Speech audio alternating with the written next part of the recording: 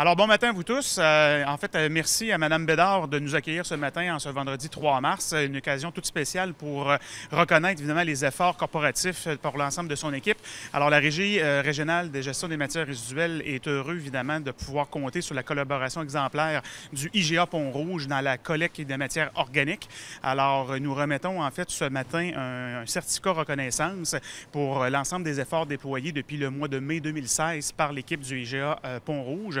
À lui seul, évidemment, le IGA Pont-Rouge contribue à, éviter près de 60 tonnes de matières résiduelles qui vont éviter l'enfouissement. Donc, c'est des près de 3000 livres par semaine de matières organiques qui sont, en fait, déviées du site d'enfouissement. Donc, on compte environ entre 15 et 17 bacs bruns qui sont, évidemment, remplis par les employés du IGA Pont-Rouge et qui permettent, évidemment, de donner une seconde vie aux matières organiques qui évitent, évidemment, l'enfouissement et qui sont transformées en compost.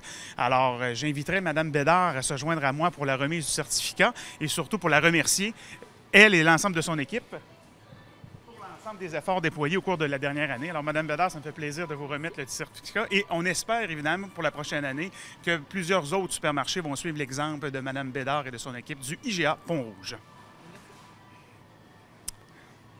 Tout à fait. Il n'y avait aucun tri qui se faisait, donc on mettait tout dans les déchets. Donc, au niveau du recyclage, vu que le produit n'était pas vidé, on avait aussi moins de recyclage.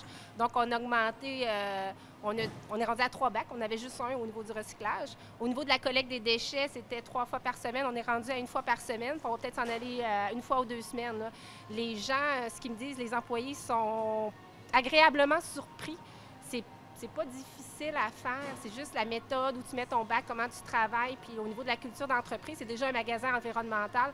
Donc, ça l'a embarqué, on a fait des rencontres, on les a toutes rencontrées séparément, les employés, les gérants, puis tout ça. Fait que l'implantation a été facile. On a eu une bonne aide de la régie, puis on a eu de l'aide aussi du Jour de la Terre au niveau IGA, qui ont un programme environnemental. Donc, ça s'est fait, je pourrais dire, plus facilement que les entreprises peuvent penser, imaginer, de changer des méthodes de travail, changer une culture, ça va super bien.